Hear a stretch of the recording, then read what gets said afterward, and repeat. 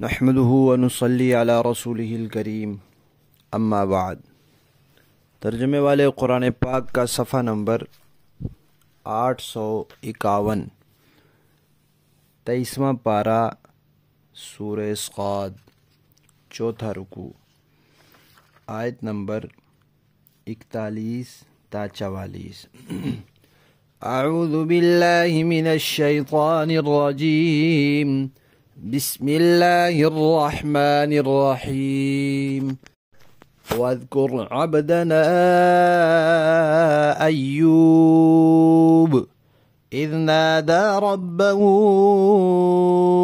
أني مسني الشيطان بنصب وعذاب اركض برجلك هذا مغتسل بارد وشراب ووهبنا له أهله ومثلهم معهم رحمة منا وذكرى لأولي الألباب وخذ بيدك ضغثا فاضرب به ولا تحنث إنا وجدناه صابرا نعم العبد إنه أواب۔ صدق اللہ العظیم۔ سورہ صاد میں حضرت نوح علیہ السلام، ان کی قوم اور قوم عاد اور فرعون، قوم سمود، قوم لوط، اصحاب ایکہ کا تذکرہ آیا تھا۔ اس کے بعد حضرت داؤد علیہ السلام کا تذکرہ آیا، پھر حضرت سلیمان علیہ السلام کا تذکرہ آیا، اور اب حضرت ایوب علیہ السلام کا تذکرہ ہے۔ حضرت ایوب علیہ السلام کا تذکرہ قرآن پاک میں 4 جگہ پر ہے۔ 2 جگہ تو صرف نام ہے، ایک شروع میں سورہ نساء میں اور پھر اس کے بعد سورہ انعام میں، وہاں تو صرف نام آیا ہے، اور پھر وسط سے آگے آ کر 17ویں پارے میں سورہ انبیاء، اور اب آ کر 23ویں پارے میں سورہ صاد، یہاں مختصر سا ان کا تذکرہ آیا ہے۔ محققین نے لکھا ہے کہ حضرت ایوب علیہ السلام کا جو دور ہے، زمانہ ہے، وقت ہے، وہ ابراہیم علیہ السلام اور ان کے بیٹے اسحاق علیہ السلام اور ان کے بیٹے یعقوب علیہ السلام اس کے بعد کا ہے، اور حضرت موسیٰ علیہ السلام سے پہلے کا ہے، یا یوں کہہ لیں کہ یوسف علیہ السلام اور موسیٰ علیہ السلام کے درمیان ایوب علیہ السلام کا دور ہے۔ سورہ انبیاء میں تو صرف ان کے ایک واقعے کا تذکرہ ہے کہ انہوں نے اللہ تعالیٰ سے دعا کی کہ یا اللہ، مجھے تکلیف پہنچی ہے اور آپ بڑے رحم فرمانے والے ہیں، تو اللہ تعالیٰ نے رحم فرما دیا، ان کی تکلیف دور کر دی، اور ان کے اہل و عیال اور ان کا مال ان کو لوٹا دیا اور اس کو دگنا کر دیا۔ وہاں اتنی بات ہے، اور یہاں تھوڑا سا اس بات کا بھی تذکرہ ہے کہ تکلیف دور کیسے ہوئی۔ وہ ایسے ہوئی کہ اللہ تعالیٰ نے فرمایا کہ آپ یہاں زمین پر ایڑی ماریں، اور وہاں سے پھر اللہ نے پانی کا چشمہ نکالا اور کہا کہ اس سے آپ غسل کریں۔ انہوں نے غسل کیا تو ان کی بیماری جاتی رہی۔ اور ایک بات کا اور یہاں تذکرہ ہے کہ اللہ تعالیٰ نے فرمایا کہ آپ ایک جھاڑو لیں، تنکوں کا گٹھا لیں اور اس کے ساتھ ماریں اور قسم نہ توڑیں۔ ساتھ ہی اللہ تعالیٰ نے ان کے پھر اوصاف بھی ذکر فرمائے ہیں۔ تو پہلا جو واقعہ ہے ان کی بیماری کا، اس میں بہت نامناسب اور غلط باتیں مشہور ہیں کہ نعوذ باللہ ان کے جسم میں کیڑے پڑ گئے تھے اور ان کو وہاں جہاں کوڑا ڈالا جاتا ہے نعوذ باللہ وہاں چھوڑ دیا گیا تھا، اکیلے رہ گئے تھے۔ اس طرح کی باتوں کی کوئی حقیقت نہیں ہے۔ بیماری تھی، اس بیماری کی وجہ سے ان کا معمول کے مطابق اٹھنا بیٹھنا چلنا پھرنا بھی مشکل تھا۔ اس بیماری سے ان کو تکلیف بھی بہت تھی اور اللہ تعالیٰ کی طرف سے یہ آزمائش بھی آئی، کیونکہ اللہ تعالیٰ نے ان کو پہلے بہت مال سے نوازا تھا، بہت اولاد سے نوازا تھا، بہت خدمتگار تھے، نوکر چاکر تھے، جانور تھے۔ پھر اللہ نے ان کو پہلے مال دے کر آزمایا تو پھر اللہ نے مال لے کر آزما لیا۔ اولاد ساری یا تو منتشر ہو گئی، چھوڑ کے چلی گئی بیماری کی وجہ سے، تکلیف کی وجہ سے، یا کسی حادثے میں جیسے مکان کی چھت وغیرہ گری تو سب فوت ہو گئے، بیوی باقی بچی، نوکر چاکر بھی سب چلے گئے، مال سارا ہلاک ہو گیا۔ حتیٰ کہ اتنے مالدار اور اتنے سخی، ان کے اوپر یہ وقت آیا کہ ان کی اہلیہ کو محنت مزدوری کر کے، کام کاج کر کے اپنا اور ان کا گزر بسر کرنا پڑا۔ اس حالت میں ان کو کئی سال گزرے اور بعض روایات کے مطابق 13 سال اس میں گزرے، ان کو 13 سال انہوں نے ایسے گزارے۔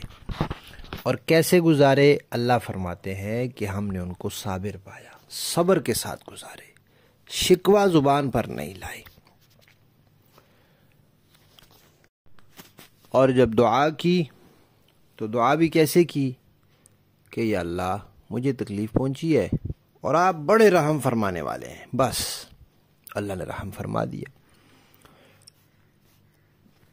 اور اللہ تعالیٰ نے ظاہری ایک سبب دیا کہ ایڑ لگائیں تو یہاں سے پانی نکلے گا، اس پانی سے غسل کر لیں۔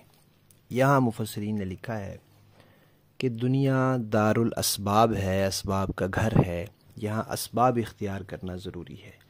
کچھ نہ کچھ اللہ تعالیٰ کہتے ہیں کہ انسان بھی حرکت کرے۔ جیسے حضرت عیسیٰ کی والدہ جو تھی وہ امید سے تھیں، ولادت کا وقت بچے کا بالکل قریب تھا، تو کھجور کے تنے کے پاس کہا کہ اس تنے کو ہلائیں۔ اب کھجور کے تنے کو اچھا بھلا طاقتور آدمی نہیں ہلا سکتا، اس حالت میں خاتون بیچاری کیا ہلائے گی؟ لیکن یہ سبب تھا کہ آپ ہاتھ لگائیں، اپنے طرف سے کوشش کریں، کھجوریں گرانا اللہ کا کام ہے۔ اسی طرح موسیٰ علیہ السلام کو اللہ تعالیٰ نے فرمایا کہ آپ لاٹھی لگائیں سمندر میں، پھر راستے بنیں گے۔ نبی پاک صلی اللہ علیہ وسلم کے دور میں بھی جب کھانے وغیرہ میں برکت ہوتی تھی تو کہا تھوڑا سا کھانا لاؤ، جو ہے وہ تو لاؤ، پھر اس میں اللہ برکت دیں گے۔ یہ نہیں کہ بس کچھ بھی نہ لاؤ تو کھانا پیدا ہو جائے گا۔ تو دنیا میں سبب کے تحت کام ہوتے ہیں۔ عیسیٰ علیہ السلام جب تشریف لائیں گے واپس آسمان سے تو مینار تک آئیں گے فرشتوں کے ساتھ، اور اس کے بعد آگے سیڑھی منگوائی جائے گی، کیونکہ اب دارالاسباب آ گیا ہے تو یہاں سبب کے ذریعے نیچے آئیں گے۔ تو یہاں بھی اللہ تعالیٰ نے فرمایا کہ آپ ایڑ لگائیں پھر چشمہ نکلے گا۔ اور چشمے جو ہیں دنیا میں پانی مختلف قسم کے ہیں، ایسے پانی بھی ہیں تو پئیں تو جو ہے وہ ہاضمہ ہو جاتا ہے، بیماریاں دور ہو جاتی ہیں، اور ایسے بھی ہیں کہ اتنے بھارے پانی ہیں کہ پی لو تو بھوک بھی مر جاتی ہے۔ تو پانی کی خصوصیت ہوتی ہے دنیا میں، کہیں گرم پانی کے چشمے ہیں، کہیں ٹھنڈے پانی کے چشمے ہیں۔ تو پانی کے اندر اللہ نے تاثیر رکھی ہے، تو ان سے بھی کہا کہ ایڑ لگائیں، پانی نکلے گا، آپ اس سے غسل کریں۔ تو اللہ تعالیٰ نے ان کو شفا دے دی۔ اور مال اولاد جو ان کا ہلاک ہو گیا تھا یا اولاد منتشر ہو گئی تھی، جب بیماری سے تندرست ہوئے تو وہ واپس آ گئی، اور اللہ نے پھر آگے اولاد در اولاد دی تو دگنے ہو گئے۔ یا اولاد ہلاک ہو گئی تھی تو اللہ نے اس کے بعد میاں بیوی دونوں حیات تھے، اللہ نے پھر ان کو اولاد دی اور پہلے سے دگنی دے دی۔ دوسرا جو واقعہ لکھا ہے اس کے بارے میں تفصیل ہے کہ ایک مرتبہ ان کی اہلیہ بازار سے گزر رہی تھی تو ایک انسانی شکل و صورت میں شیطان جو ہے وہ طبیب اور حکیم بن کے بیٹھا تھا اور دوائیں وغیرہ بیچ رہا تھا۔ تو انہوں نے عرض کیا کہ میرے خاوند بیمار ہے، تو اس نے دوائی دی اور کہا کہ یہ دوائی لے لے اور اگر ٹھیک ہو جائے تو یہ کہنا کہ حکیم نے شفا دی ہے۔ تو ان کی اہلیہ کیونکہ حضرت ایوب کی تکلیف کی وجہ سے بڑی پریشان تھی کہ لمبا عرصہ گزر گیا تکلیف میں ہے، تو انہوں نے حامی بھر لی۔ ان کا کچھ ارادہ ہوا کہ ٹھیک ہے اس طرح کر لیں گے۔ انہوں نے آ کے بتایا تو ایوب علیہ السلام بہت ناراض ہوئے کہ وہ تو شیطان تھا اور وہ ایسا کہہ کے ہمارے ایمان کو خطرے میں ڈالنا چاہتا ہے، تو آپ نے کیوں نہیں اتنی بات سمجھی؟ آپ ایک نبی کی بیوی، نبی کے گھر میں رہنے والی، اور یہ ایسا جملہ، اگرچہ اس جملے میں تعویل ہو سکتی ہے کہ یہ حکیم شفا کا سبب بنا ہے، لیکن اس نے جو الفاظ اس انداز میں کہے تھے وہ خطرے سے خالی نہیں تھے۔ تو ایوب علیہ السلام کو بڑا غصہ آیا، تو فرمایا کہ جب میں ٹھیک ہو جاؤں گا تو پھر 100 ڈنڈے لگاؤں گا آپ کو۔ تو اب جب ٹھیک ہو گئے تو پریشان ہوئے کہ 13 سال اس بیوی نے میری خدمت کی ہے، جب سب چھوڑ کے مجھے چلے گئے، اتنی وفادار اور حسن سلوک کے ساتھ، تانوں کے ساتھ نہیں، تنگی کے ساتھ نہیں، خوش دلی کے ساتھ، دل و جان کے ساتھ، اور اتنی استقامت کے ساتھ ایک عورت ذات ہو کر اب کیسے اس کو میں اتنا ماروں؟ تو پھر اللہ تعالیٰ نے ان کی بیوی پر بھی رحم فرمایا۔ تو اللہ تو مالک ہے، جو مرضی کرے۔ اللہ نے کہا آپ نے قسم کھائی ہے، آپ 100 تنکے لیں اور وہ تنکے اکٹھے ان کو لگا دیں اور آپ کی قسم پوری ہو جائے گی۔ یہ حکم ان کے لیے تھا، اب نہیں ہے۔ ہاں البتہ یہ ہے کوئی آدمی کسی کو کہ میں تجھے 4 ڈنڈے لگاؤں گا، پھر 4 ڈنڈے پکڑے اکٹھے اور وہ چاروں اس طرح مارے کہ چاروں اس کو لگیں اور اس کو ان سے تکلیف بھی ہو، تو پھر اس کی قسم پوری ہو جائے گی، اور اگر نہیں تو پھر نہیں ہوگی۔ حضرت ایوب علیہ السلام کے اس واقعے میں جو سبق ہمیں ملتا ہے وہ ایک تو یہ کہ جو بندے اللہ تعالیٰ کے قریب ہوتے ہیں ان پر آزمائشیں بھی بڑی بڑی آتی ہیں، اور دوسرا یہ کہ اگر انسان کے پاس مال، دولت، خوشحالی ہو تو پھر اللہ تعالیٰ کا شکر ادا کرنا اتنا مشکل کام نہیں ہے جتنا مسلسل تکلیف، پریشانی اور مصیبت میں رہ کر اللہ کا شکر ادا کرنا اور شکوہ زبان پر نہ لانا۔ یہ مشکل کام ہے، یہ انہوں نے کر دکھایا۔ اور تیسرا یہ کہ انسان کو کسی بھی حال میں نا امید نہیں ہونا چاہیے، کیونکہ ایمان والے کا کام نہیں ہے کہ نا امید ہو جائے، اللہ کی رحمت بہت بڑی ہے۔ اور چوتھی بات یہ کہ مرد اور عورت، خاوند اور بیوی، ان کے آپس کے تعلقات میں وفاداری اور استقامت، ایک دوسرے کے ساتھ مخلص ہونا، وفادار ہونا، یہ بہت بڑی چیز ہے۔ اور اسی لیے حدیث شریف میں آیا کہ شیطان کی بھرپور کوشش ہوتی ہے کہ وہ میاں بیوی کے درمیان کوئی نہ کوئی ڈالے رکھے، ایک دوسرے سے دور کرنے کی اور نفرت ڈالنے کی باتیں ڈالے رکھے۔ شیطان کی مستقل یہ کوشش ہے اور اس کا مشن ہے۔ اور پانچویں بات یہ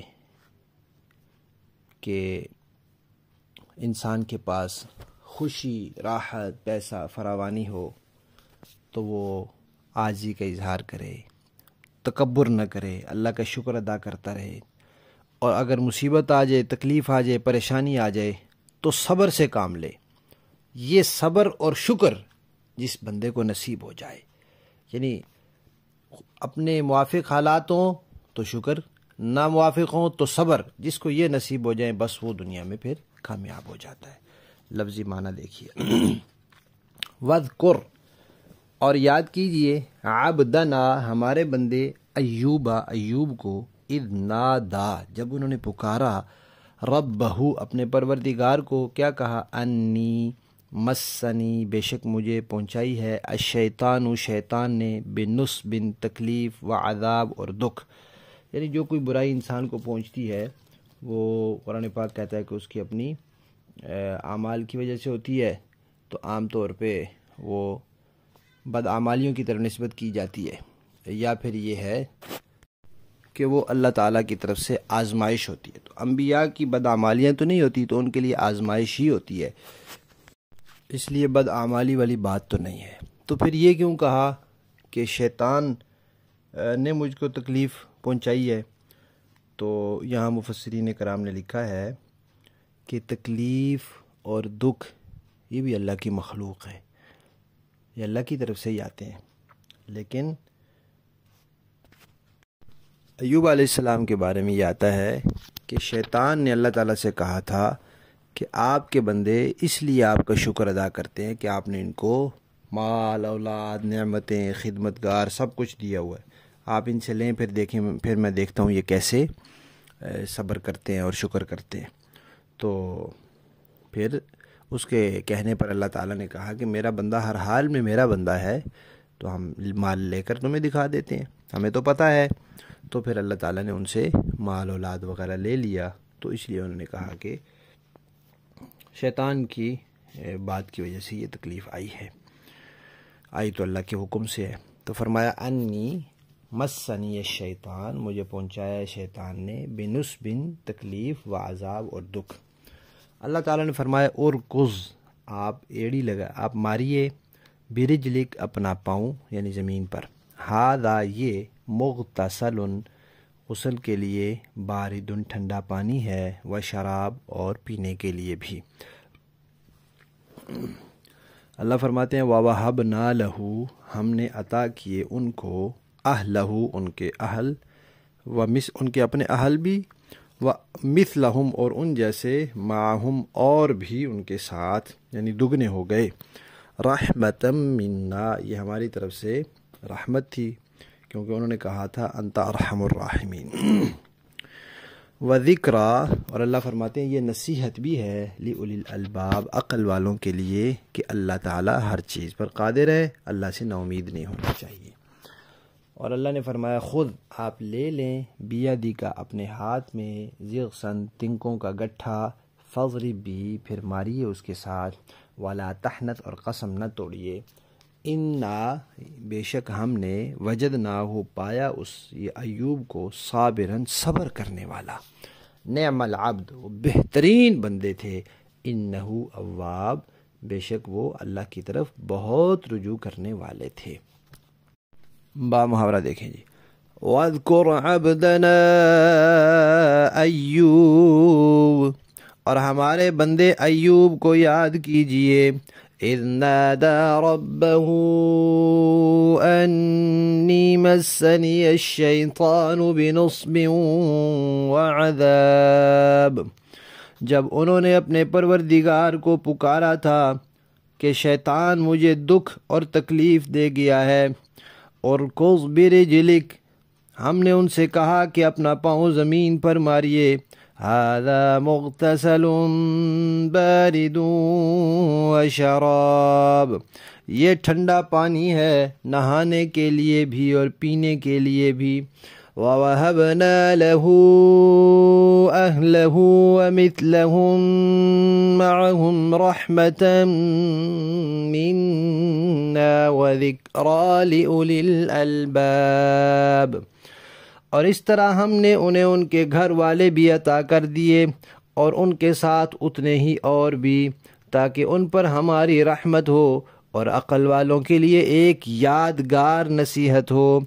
وَخُذْ بِيَدِكَ ضِغْثًا فَاضْرِب بِّهِ وَلَا تَحْنَثْ، اور ہم نے ان سے یہ بھی کہا کہ اپنے ہاتھوں میں تنکوں کا ایک مٹھا لے لیں اور اس سے ماریں اور اپنی قسم نہ توڑیں.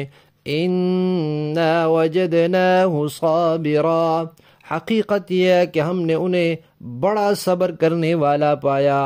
نعم العبد، وہ بہترین بندے تھے، انہو اواب، واقعی وہ اللہ سے خوب لو لگائے ہوئے تھے.